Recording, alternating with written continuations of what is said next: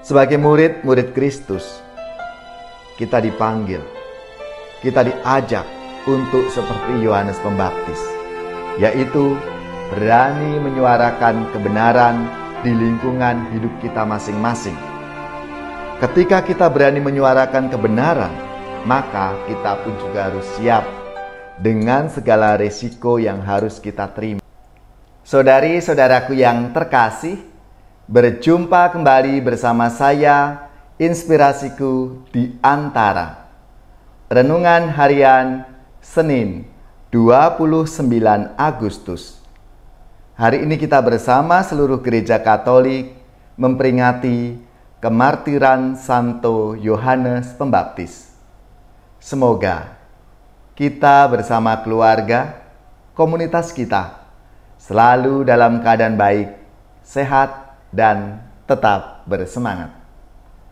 Marilah kita mengawali renungan kita hari ini dengan tanda kemenangan Kristus. Dalam nama Bapa dan Putra dan Roh Kudus. Amin. Allah Bapa sumber kekuatan, Santo Yohanes Pembaptis, Engkau jadikan perintis jalan untuk kelahiran dan kematian putramu.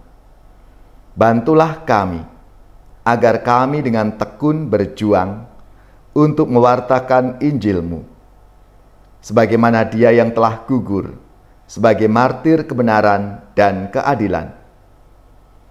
Dengan pengantaraan Yesus Kristus Putra-Mu Tuhan kami, yang bersama dengan Dikau dalam persatuan Roh Kudus, hidup dan berkuasa Allah sepanjang segala masa. Amin. Dalam nama Bapa dan Putra dan Roh Kudus. Amin. Inspirasi kita hari ini dari Injil Suci menurut Markus bab 6 ayat 17 sampai 29. Marilah kita siapkan kitab suci kita masing-masing. Kita akan membaca bersama-sama dan merenungkannya. Sekali peristiwa, Herodes menyuruh orang menangkap Yohanes dan membelenggunya di dalam penjara berhubung dengan peristiwa Herodias, yakni Herodes telah memperisti Herodias, istri Filipus saudaranya. Yohanes pernah menegur Herodes, "Tidak halal engkau mengambil istri saudaramu." Karena kata-kata itu, Herodias menaruh dendam kepada Yohanes dan bermaksud membunuh dia, tetapi tidak dapat, sebab Herodes segan terhadap Yohanes. Karena itu ia tahu bahwa Yohanes adalah orang yang benar dan suci. Jadi ia melindunginya. Tetapi setiap kali mendengarkan Yohanes, hati Herodes selalu terombang-ambing. Namun ia merasa senang juga mendengarkan dia.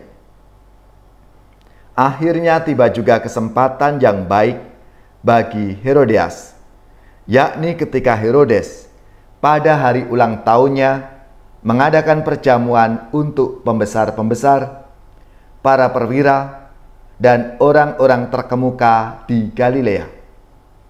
Pada waktu itu, putri Herodias tampil lalu menari, dan ia menyukakan hati Herodes serta tamu-tamunya. Maka Raja Herodes berkata kepada gadis itu, "Mintalah daripadaku apa saja yang kau ingini, maka akan kuberikan kepadamu." Lalu Herodes bersumpah kepadanya, "Apa saja yang kau minta akan kuberikan kepadamu, sekalipun itu setengah dari kerajaanku." Anak itu pergi dan menanyakan kepada ibunya, "Apa yang harus kuminta?" Jawab ibunya, "Kepala Yohanes Pembaptis." Maka cepat-cepat ia pergi kepada raja dan meminta, "Aku mau supaya sekarang juga engkau memberikan kepadaku kepala Yohanes dalam sebuah talam." Maka sangat sedihlah hati raja. Tetapi karena sumpahnya dan karena tamu-tamunya, ia tidak mau menolaknya. Raja segera menyuruh pengawal dengan perintah supaya mengambil kepala Yohanes. Orang itu pergi dan memenggal kepala Yohanes di penjara. Ia membawa kepala itu di sebuah talam dan memberikannya kepada Herodias, dan gadis itu memberikannya pula kepada ibunya. Ketika murid-murid Yohanes mendengar hal itu, mereka datang dan mengambil mayatnya, lalu membaringkannya dalam kubur. Demikianlah sabda Tuhan. Terpujilah Kristus. Saudari-saudaraku yang terkasih, hari ini kita bersama seluruh gereja Katolik memperingati wafatnya atau kemartiran Santo Yohanes Pembaptis.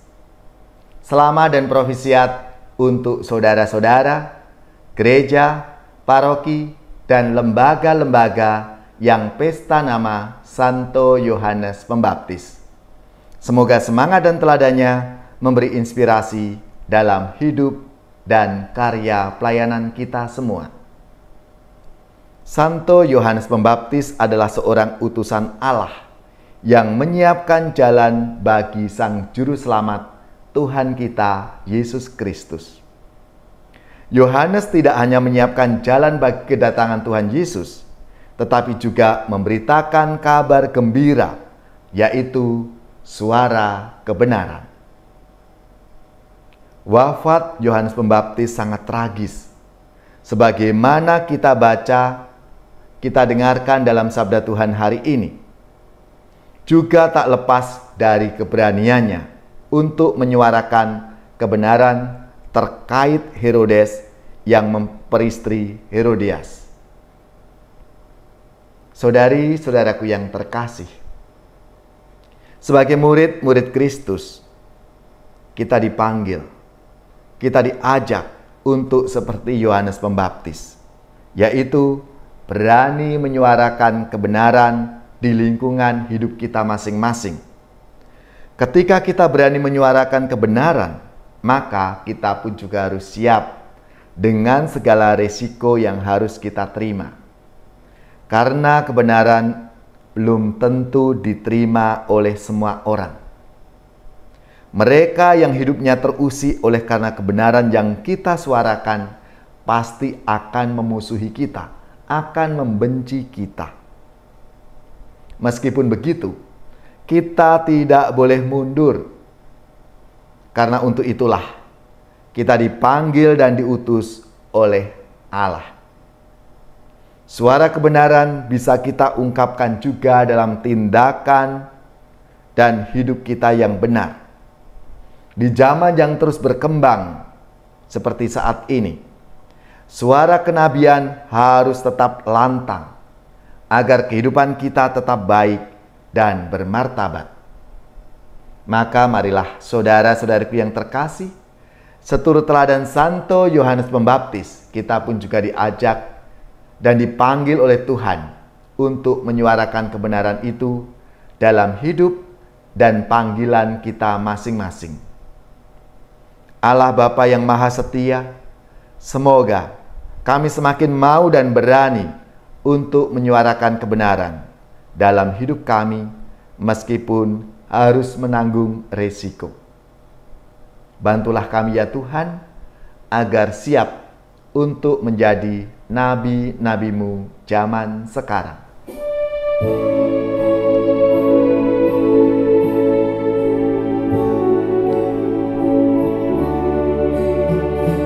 Bahagia manusia yang tidak tuli hatinya, yang mendengar sabda Bapa, tekun melaksanakannya.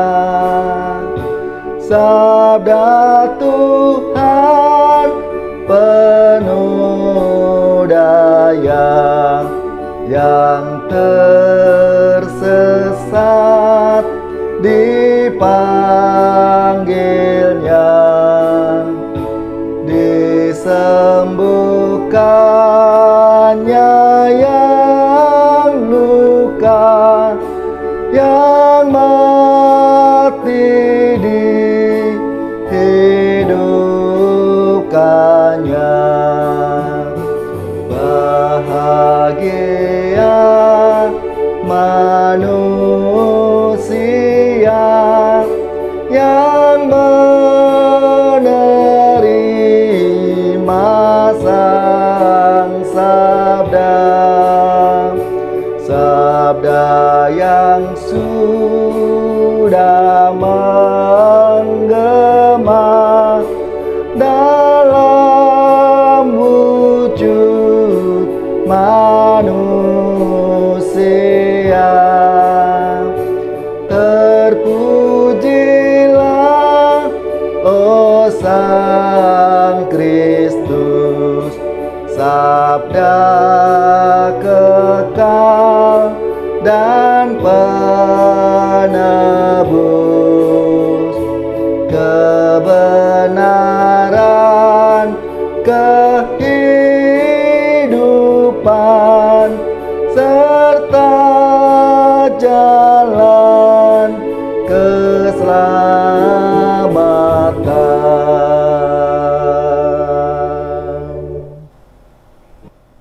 Saudari-saudaraku yang terkasih, marilah kita mengakhiri renungan kita hari ini dengan mohon berkat Tuhan, dan kita akan menerima tugas perutusan.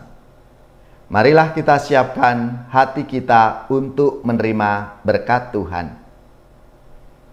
Semoga saudari-saudara sekalian, keluarga-keluarga, komunitas kita, orang-orang yang kita doakan, mereka yang sakit, yang menderita, seluruh tugas, belajar, pekerjaan, usaha, serta karya pelayanan kita dibimbing, dilindungi dan diberkati oleh Allah yang Maha Kuasa, Bapa dan Putra dan Roh Kudus. Amin.